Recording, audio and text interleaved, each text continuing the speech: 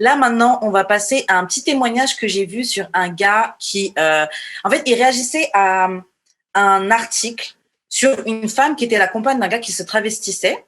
C'était sa petite amie et tout. Et donc, elle racontait son expérience, etc., comment le gars lui a révélé et tout. Et ça, c'est quelqu'un qui laissait un commentaire. Et par rapport à ça, j'ai quelques questions. Donc, je vais lire un petit peu le commentaire qu'il a laissé. Et ensuite, vous répondrez aux 2 petites questions que j'ai. OK? Alors, le gars dit le fait de se travestir ne veut absolument pas dire que nous sommes homosexuels. Moi, pareil, je suis mariée et 100% hétéro. Mais j'ai découvert que le fait de m'habiller en nénette, donc en fille, me fait beaucoup de bien moralement et mentalement. Avant cela, c'était des courses de voiture ou moto pour trouver de l'adrénaline, avec les risques que cela comporte, sans compter l'alcool et autres. Un jour de grosse déprime, j'ai rasé tout mon corps et je me suis habillée en fille. J'ai trouvé ça magique, une révélation pour moi. Par la suite, j'ai commencé à acheter des fringues de femmes, style sexy, mini-jupe en jean, des bodys, puis des escarpins, vernis noirs, talons aiguilles. Que dire à part que c'est magique? Depuis, je me suis fait une garde-robe impressionnante. Car aujourd'hui, je suis plus en fille qu'en mec. Je me suis même donné un nom de fille, Océane, et je ne m'intéresse qu'à ça. Le reste n'a plus aucune importance. Depuis que j'ai goûté au maquillage et à plein d'autres trucs de nana, grâce à ma femme qui m'a appris pas mal de trucs, comme bien marcher avec les talons aiguilles de 13 cm, ou me maquiller, et comment m'asseoir avec une jupe courte, par exemple. J'adore faire les boutiques de mode féminine avec elle, car c'est top. Depuis, je me suis laissé pousser les cheveux, j'ai fait une couleur blonde avec des mèches. C'est plus pratique pour les perruques qui font une grosse tête. Là, c'est naturel. Pour les robes, c'est pareil, moulante, en jean ou latex, avec des escarpins ou sandales, toujours à talons aiguilles. C'est plus sexy et excitant par le bruit que ça fait sur le sol. Tic, tic, tic, tic. Pour Noël, on va fêter ça tous les deux habillés en filles, car j'ai trouvé le bonheur, là où j'ai jamais pensé le chercher en fait. Les voitures, les motos et ces autres trucs-là, c'est de la merde à côté. Notre féminin intérieur qui dort et qui demande qu'à sortir et nous combler de plaisir, alors ça c'est réel. Au fait, je vous conseille de regarder le film Une nouvelle amie. Vous aurez toutes les réponses à vos questions. Moi, je ne regrette qu'une chose, de ne pas l'avoir fait avant, car ça a carrément changé ma vie. Avec que du bonheur. Bise à toutes, bon, à bientôt. Voilà. Ma question, c'est, donc c'est pour Benji, est-ce que tu trouves que te travestir, c'est équivalent à d'autres hobbies comme les courses de voiture, moto, ou comme des gens qui font la fête à chaque week-end, qui consomment de l'alcool ou des drogues? Parce que c'est ça qu'il disait le gars dans son commentaire. Mais tu sais, ça dépend. Il y a vraiment comme... Il y a un extrême, dans le sens qu'il y a du monde que pour eux, c'est juste un kink sexuel, tu sais, qui vont s'habiller en fille, puis que c'est sexuel. Puis dans le cas, lui, je pense que ce qu'il décrivait, je pense qu'il commençait, je vais pas dire commencer à transitionner, mais il avait l'air de commencer à mieux se découvrir, puis peut-être qu'il commence à être fluide.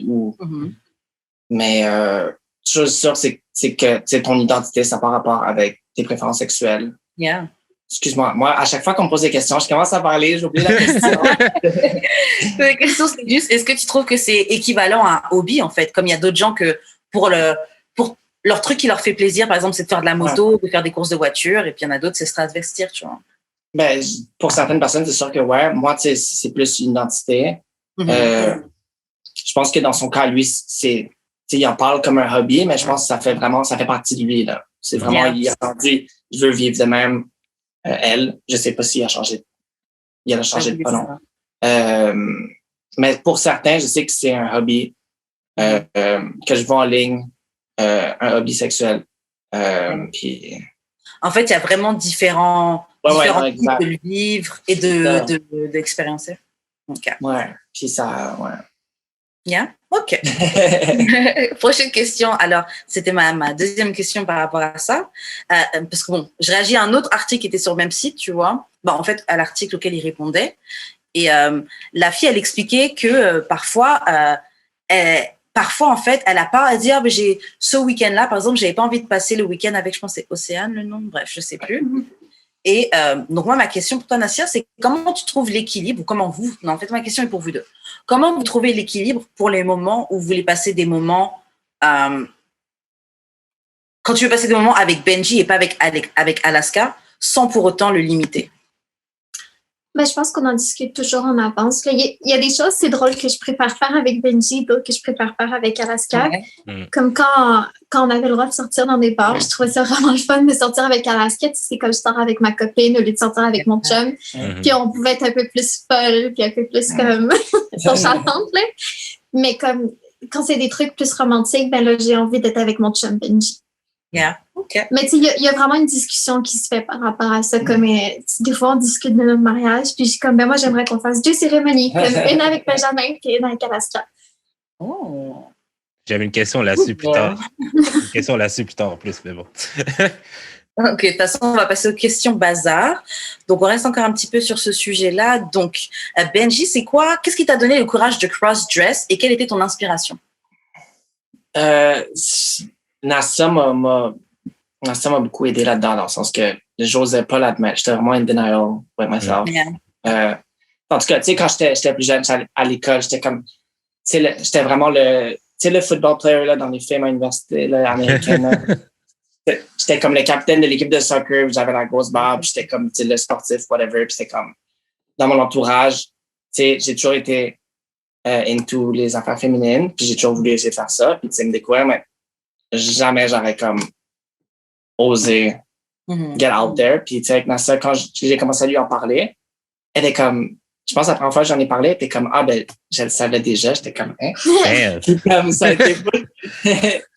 été full smooth, mais tu sais, ça a pris un peu de temps avant qu'on décide de faire le quoi. Puis là, il y a un moment, je pense que c'était en mai, il y a 2 ans. Tu revenais de Thaïlande. Ouais, je revenais de voyage. Puis là, il y avait un ami de Nastia, un maquilleur, qui faisait une fête drag queen teen party. Nastia m'a juste dit, fuck off, ce soir-là, tu le fais. Puis c'est comme, you go out there. Puis tu sais, moi, à la base, quand je parlais de ça, je voulais faire ça plus secret. Pas moi-même, nanana. Puis là, c'était comme, on l'a fait, we went out there. Après ça, tu sais, j'ai mis ça sur Instagram, j'ai mis ça sur les réseaux sociaux, puis c'était comme... ouais, non, c'était un gros choc, puis... En tout cas, moi, je me sens vraiment blessed que comme j'ai vraiment eu du support, que ce soit ma famille, mes amis. C'est sûr, il y a eu des haters, puis du monde qui trouvait ça bizarre, puis du monde qui a pu me parler.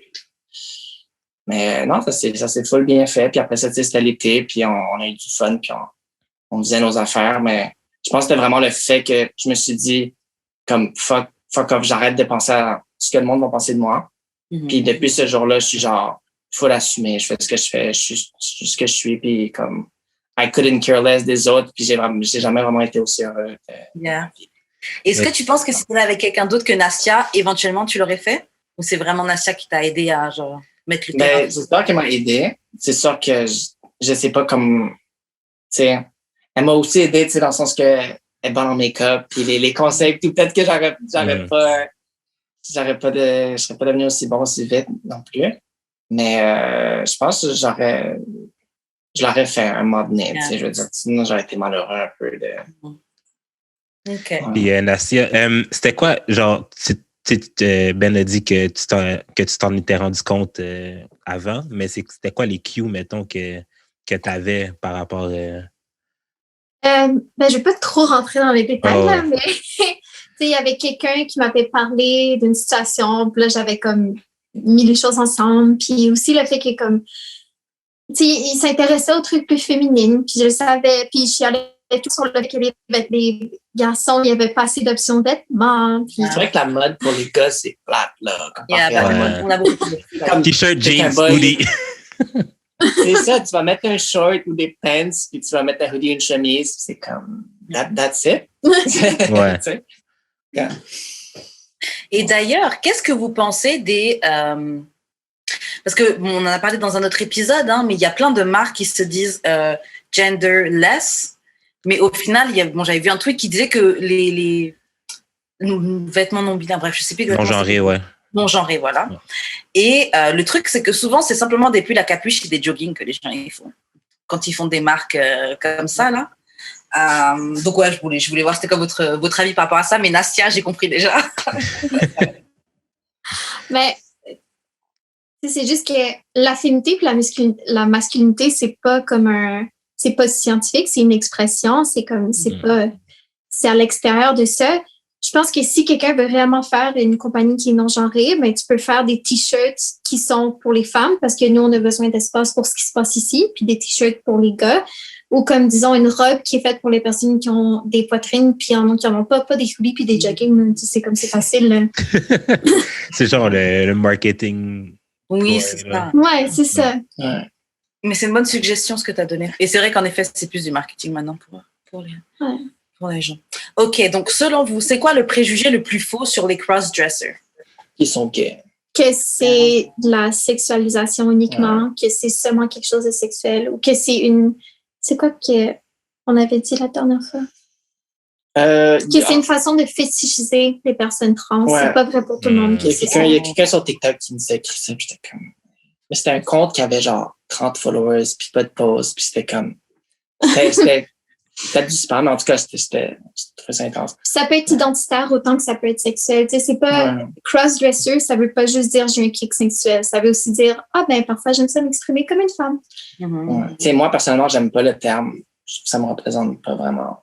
Parce que je trouve que c'est une connotation négative un peu, cross-dresser, travesti, tu sais, c'est... Quel terme serait plus approprié? Je sais pas, tu sais, j'aime pas les labels. J'ai jamais vraiment su dans quoi me mettre, dans quelle boîte. Mais je sais pas, peut-être je suis plus fluide. I don't know, c'est comme, sometimes I feel like that, sometimes I feel like... Mais je pense que aussi, c'est clair que le terme cross-dresser, il vient clairement de la société dans laquelle on vit, puis c'est clairement un mot qui était... Enfin, c'est fait pour désigner, mais généralement, c'était plus fait pour stigmatiser. Après, clairement, on n'a pas encore d'autres mots, en tout cas que je sache. Ouais. Bon, je comprends l'inconfort. Mais j'ai une question. Est-ce que, genre, quand tu décides d'être à Alaska, est-ce que c'est genre un matin, tu te lèves, bon, aujourd'hui, je vais être à Alaska, ou genre, c'est comme des fois, il y a de la préparation? Ben, c'est plus comment je fais, je pense. OK, ouais. Mais c'est sûr que... C'est l'événement, je pense. Ouais, tu sais, ouais. Mais c'est sûr qu'il y a de la préparation, là, tu sais, quelqu'un de poli dans la vie, fait que c'est sûr que ça... Non, mais dans le sens, c'est genre, est-ce que, mettons, dans ton calendrier, genre, le mardi, je vais être à Alaska? Genre, non. Genre, je me lève un matin, bon, aujourd'hui, je suis à Alaska. Genre, tu sais. OK, ouais. OK, donc, sur votre chaîne YouTube, il y avait une vidéo. Donc, maintenant, je sais que Nastia, tu as ton AKA qui est Anastasia. Elle est morte. Ah non, ouais? non. OK, alors tout à l'heure, justement, on parlait de ton support. C'est quoi la différence, selon vous, entre l'indifférence et le support? Ben, la différence, c'est juste comme être comme... Quand tu veux dire l'indifférence, c'est genre, fais ce que tu veux, ça ne dérange pas, mais tu montes pas de là, vraiment. Ouais. Et du support, c'est comme, ça m'a vraiment support. Je veux pas dire ça pour paraître têteux, là. Mais... ça dépend, je pense que ça dépend des relations parce que, disons, genre, nous, dans notre relation, moi, comme je tripe sur Alaska, j'ai mon cours de maquillage, comme, dans Alaska, des fois, c'est ma poupée, là, genre, je la art direct, là. Tu sais, comme pour moi, c'est un trip en même temps, là. Mais tu sais, t'as d'autres relations où est-ce que la personne est indifférente, tu sais, ça va pas lui déranger, mais t'as aussi des relations où est-ce que la personne va se forcer à être indifférente ou se forcer à supporter, puis c'est là que ça devient un problème parce que même si tu veux que ton partenaire soit bien, puis tout ça, puis tu te forces à être indifférent, si t'es pas bien, ça sert à rien. C'est ça, tu peux pas te forcer à aimer quelque chose. Ouais. Tu sais, moi, je sais, sur mon IG, je reçois beaucoup de messages du monde qui sont comme How do I get a girl? Like, il y a du monde qui me dit comment t'as fait pour trouver une blonde comme ça? Comment tu fais pour que ta blonde aime ça? Puis ci, puis ça. Puis c'est comme, tu sais, c'est con, mais tu peux pas, si elle aime pas ça, je veux dire, tu peux pas forcer quelqu'un à aimer quelque chose. Puis je pense pas que tu peux pas forcer quelqu'un à aimer quelque chose, mais tu peux, si la personne t'aime ou quoi que ce soit, tu sais, tu peux lui faire comprendre de ce que tu fais, puis... Mais tu peux pas forcer personne non plus. Non. Si tu veux absolument faire ça, mais que la personne avec qui tu l'accepte pas, ben vous êtes juste pas fait pour être ensemble. C'est poche. Quittez-vous! Mais ça me fait penser à une autre fois, je sais plus, on parlait de quelque chose, et puis bref, j'avais expliqué qu'il y avait un gars que je voyais pendant un moment, et je lui expliquais que moi, j'aimais bien qu'on soit rough et tout, puis oui, non, j'avais dit que j'aimais bien sentir que le gars, il s'exprime. C'est un gars très silencieux au lit, et c'est quelque chose qui me dérange. J'ai besoin de savoir que tu sois là, fais des petits bruits quand même et tout. Et montre-moi que tu as envie. Et il a commencé à le faire, et genre, moi, ça m'était mal à l'aise que je sentais que c'était pas naturel, c'était forcé. Là. Ouais. Mais c'est pas enjoyable pour moi non plus, parce que je sais que c'est pas vraiment ce que tu le fais pas réellement, tu vois, c'est pas vraiment toi. Donc oui, je comprends. Ça s'est-tu amélioré après ou dès que t'as vu que c'était fait forcer, c'était off? Là, ouais, c'était vraiment off, ça peut l'être. Mais c'est comme, tu sais, moi, c'est plus macro, là, ma vision là-dessus. C'est comme, tu sais, c'est comme les gens on dirait qu'ils se forcent à être woke, mais que genre, si c'était pas à la mode, ils seraient pas woke. Puis genre, si je le vois tellement, puis ça me met tellement inconfortable. C'est un trend live. Ouais, je vois que tu fais l'effort, mais comme, ça vient tellement pas toi, bro. Ouais, non, je vois ce que tu veux dire. Ouais. Et ça revient un peu ce que tu appelles ça des douchebags spirituels. Wow. Ah, j'ai entendu. Des douchebags spirituels.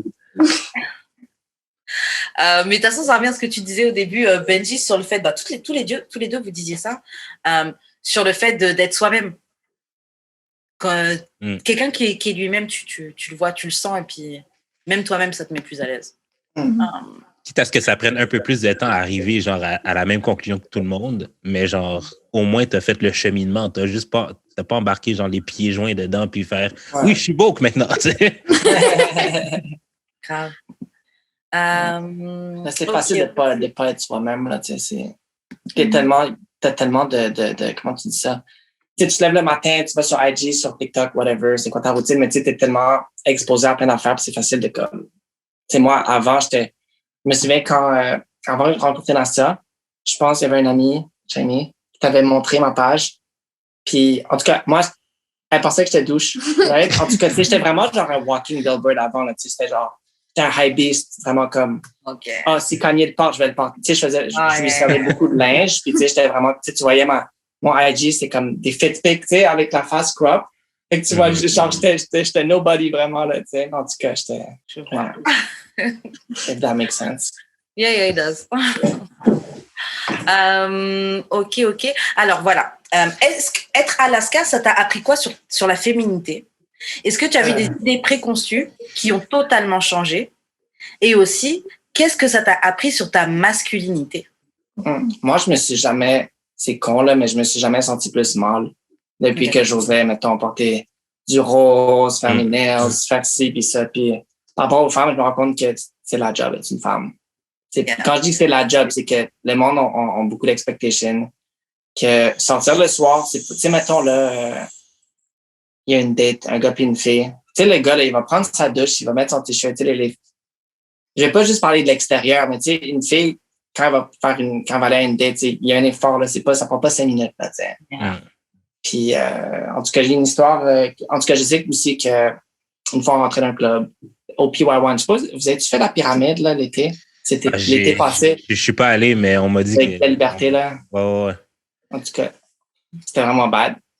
Mais en tout cas, on revenait d'une soirée là-bas, puis tu sais, on s'est fait call out dans la rue, puis comme, I know what it is, kind of, genre, j'ai expérimenté un peu l'aspect de se faire catcall, de se faire... D'avoir peur qu'il y ait quelqu'un qui saute dessus. On avait fait une entrevue, ça c'était une mauvaise idée. On avait fait une entrevue sur un channel Barcraft sur YouTube, il y a quelques années, puis on s'est promené, lui, il voulait il y a une scène où on marche dans la rue, puis tout, puis on l'a fait sur fucking Saint-Laurent, un vendredi soir à genre 11h, fully dressed up, avec un caméraman. Puis ça, c'était genre la pire expérience de ma life. Comme Loki. C'était comme ça à 11h30, là, quand il y a les line-up dans les bars, puis le monde sont sous, puis c'est comme tu passes devant appartement 200, puis tout ça, puis là, le monde. On est passé genre devant la musique, whatever. On est passé devant les. Ouais. Vous avez marché longtemps, là. En tout cas, tu sais, t'avais prendre des shots, puis tu sais, je voyais le monde, tu sais, c'était pas le fun. Là. Surtout, vous avez fait genre le pire bout de Saint-Laurent. Là. Non, c'est ça. On passe devant le Tokyo, le rouge. En tout cas, c'était comme... On aurait pu aller dans un safe space. En tout cas, whatever. Vous auriez pu marcher sur Ontario à la place. C'est ça. En tout cas, on n'a pas fait Crescent. Je pense que Crescent, ça aurait été pire. Là. Je me serais fait jeter une bouteille sur quelqu'un sur une terrasse, genre McKibbins. Ouais. Mais genre... pas McKibbins, le Winston. Ouais. Mais non, ça m'a fait apprendre plein d'affaires. Puis que... Est-ce que toi-même, tu avais des préjugés avant même d'être Alaska? Sûrement. Je sais pas. Je Des préjugés sur les femmes? Sur Non, la mais féminité? sur le. Ben, je veux pas utiliser le mot, mais c'est le meilleur mot, là, sur le cross-dressing. Là. Ah, pas vraiment. Genre, quand t'étais jeune, admettons, t'en voyais ou je sais pas, là. Est-ce que, genre, toi, t'avais des idées là-dessus ou, genre, tu trouvais ça cool déjà? Mais moi, comme tu disais tantôt, j'étais beaucoup comme in denial, puis tu sais, Ouais. je me disais, je suis comme, OK, je dois pas faire ça, tu sais. Comme je me fais pas du bien en me donnant l'idée que je peux faire ça un jour, tu sais, parce que je me disais, non, faut pas que je fasse ça, puis c'est poche, là, mais... Tu pensais pas plus que ça, quoi. Non, c'est ça, tu sais, je voulais le faire, mais j'étais comme, tu sais quoi, c'est pas pour moi, ça. Mais non, j'avais pas vraiment de préjugés sur... c'est sûr que j'avais peur que le monde me perçoive comme gay ou quoi que ce soit. Je sais pas pourquoi j'avais peur de ça, mais tu sais, quand t'es kid. L'éducation. Ouais, c'est ça, quand t'es jeune. Ouais. Ouais. Tout est grave, là, tu sais. Non, c'est ça. Mais je me souviens, il y avait une journée où on était même pas si jeunes, tu sais, j'avais peut-être 16 ans, je sais pas trop quoi. Il y avait un gars au school, c'était l'Halloween, puis il avait dress en fille pour l'Halloween, là, tu sais. Je me souviens, là, tout mon squad, les boys qui étaient comme, yo, si j'en croise un qui fait ça, je lui casse la gueule. Puis là, genre, toutes mes boys, là, c'était supposé être mes best boys, qui sont comme tous genre, ouais, yo, what the fuck. Tu sais, ça me donnait moyen le goût, là, c'est con. C'est clair. Ben oui. C'est clair. Non. Ok, wow. Tout à l'heure, tu parlais donc justement de quelques commentaires de haters que tu peux avoir sur les réseaux, etc. Le fait d'être un couple sur YouTube, j'imagine que forcément, vous devez avoir des commentaires. Ça invite les gens à commenter sur votre couple, mais comment vous gérez ça et puis aussi comment vous gérez les haters ou les commentaires un peu négatifs? Je peux juste dire une chose qui est quand même vraiment importante, c'est que oui, Benjamin fait du cross-dressing, oui, on s'identifie comme queer, mais l'expérience qu'on a au quotidien, c'est l'expérience d'un couple cis, straight, blanc. C'est comme ça qu'on passe. Fait que genre, oui, on va recevoir des commentaires de haters des fois, mais comme dans notre quotidien, on l'a vraiment facile. Ouais. Puis je pense que ça, c'est important de l'adresser aussi, que comme, oui, OK, peut-être que quand on fait des vidéos sur YouTube, genre, oui, on va recevoir, mais on peut aller à l'épicerie sans avoir peur. On peut, comme, tu sais, il y a plein de choses qu'on peut faire sans avoir à vivre ce que les personnes trans ou, tu sais, comme toute autre personne qui sont pas passées comme nous vont vivre, tu sais. En tout cas, je voulais juste adresser ça parce que c'est important. Ouais. Non, c'est très important. C'est très bien de noter aussi et d'être consciente de son privilège jusqu'à un certain point, tu vois. En effet, ouais, vous vivez pas la même expérience qu'un couple transsexuel ou des choses comme ça. C'est bien. Ouais, c'est ça. J'imagine que oui, du coup, vous n'avez pas tant de commentaires comme ça négatifs, justement. Mais tu sais, au début, c'est sûr, moi, quand je commençais à mettre des photos de même, je me souviens comme mes followers, là, ça dropait, là. Puis c'était comme, sur IG, ouais, je parlais comme, en tout cas. Puis j'avais beaucoup de messages de hate, mais tu sais,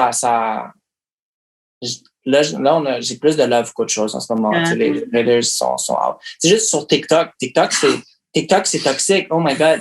Ouais? Oh my God. TikTok. Peut-être que j'ai pas encore break le code pour être dans genre le bon TikTok, mais là, je suis genre, tu sais, quand ton post est viral puis il est dans le For You page, tu sais, c'est genre, everybody can watch it, je pense. Ouais. Ça dépend de tes hashtags. Tu sais, moi, j'utilise FYP, For You, en tout cas, puis ça blow up, mais ouais, non. T'as blow up en Russie récemment? C'est ça, mon dernier post, tous mes commentaires sont genre en grec puis en russe, puis là, je fais translate, puis c'est pas fin, là, ça peut pas sortir bien. Ah mais merde. Ouais, mais non, j'ai pas encore break le code sur TikTok. Mais tu dois quand même recevoir beaucoup de love. Ça ressemble à quoi, le love que tu reçois? Ouais, mais c'est ça, tu sais, le channel, au début, quand on s'est dit qu'on va faire ça, je sais que quand on a commencé à faire ça, il y avait beaucoup de monde qui relatait à ce qu'on faisait, mais qui n'osait pas. Puis, tu sais, d'une façon, tu sais, on veut montrer que c'est possible aussi, Mais il y a beaucoup de gens qui nous remercient plus que d'autres choses. Puis c'est même pas du love, genre, c'est vraiment le fun qu'on reçoit. Tu sais, on n'est pas des victimes, là. On n'est vraiment pas des victimes dans la vie, parce que ce qu'on reçoit, c'est du monde qui nous remercie, c'est du monde qui sont contents. Tu sais, le hater, c'est quoi? C'est genre 1%? Ouais, c'est ça. Rendu là. Tu sais, sauf les menaces dehors, puis tout ça, OK, là, ouais, je me suis tapé un petit peu fort. Intense quand même. Ok, bon, on va passer à une autre question. Qu'est-ce que vous aimez le plus l'un chez l'autre? Qu'est-ce qu'on aimerait ou qu'est-ce qu'on aime? Qu'est-ce qu'on aimerait? Comment je peux te changer? Qu'est-ce qu'on aimerait? C'est comme là, je sais pas là. Non, qu'est-ce que tu apprécies le plus chez Nastia et likewise Nastia? Je vais pas paraître trop quétaine puis dire j'aime tout, là, mais comme, moi, j'aime ça, puis... qu'est-ce que j'aime le plus? Tu sais, qu'elle essaie pas de se faire passer pour...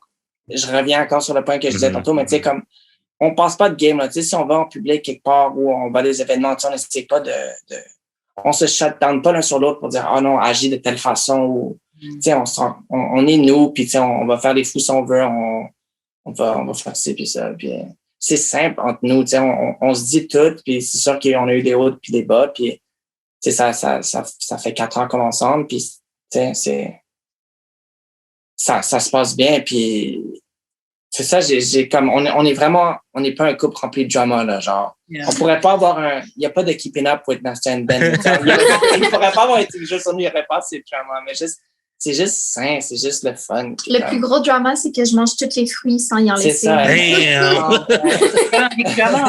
I would be mad too. Et toi, Nastia, qu'est-ce que tu aimes le plus chez Benji? Ben, je pense que c'est d'être avec quelqu'un qui me restreint pas. Là. Avant, j'ai souvent été dans des relations où est-ce que les personnes ont essayé de me modeler en la parfaite petite Barbie. Là. Ça fait du bien d'être avec quelqu'un qui me laisse me raser les cheveux et qui me laisse expérimenter aussi comment je m'exprime. Mais tu sais, ça, c'est juste un bonus de la relation, mais aimer quelqu'un, tu sais, je l'aime parce que il sourit, parce qu'il est TDAH, parce que, tu sais, c'est genre ce qui fait qu'est-ce qui est lui, là. Les bonus dans tout ça, le fait qu'on ait une bonne relation, c'est juste, c'est parce qu'on communique. Je pense que c'est ça qui est important, là. Je pense que c'est ça qui fait que ça marche le mieux entre nous deux, c'est qu'on communique, puis même si moi, je dis jamais rien de mes sentiments, Benjamin est comme, parle-moi aujourd'hui. C'est ça, Nastia, elle va pas full parler dans la vie tous les jours, puis là, il y a des podcasts ou des affaires de même, puis là, elle... J'avoue, on dirait pas, hein, parce que, ouais, Nastia, elle parle. Dans la vie tous les jours, elle parle moins un peu, jamais. C'est parce qu'il faut me parler de choses intéressantes. Si j'ai rien à dire, je vais rien dire en tout. Je peux, j'arrête dans un party puis pas dire un seul mot, mais si tu me pognes sur un sujet que j'aime. OK, on est parti.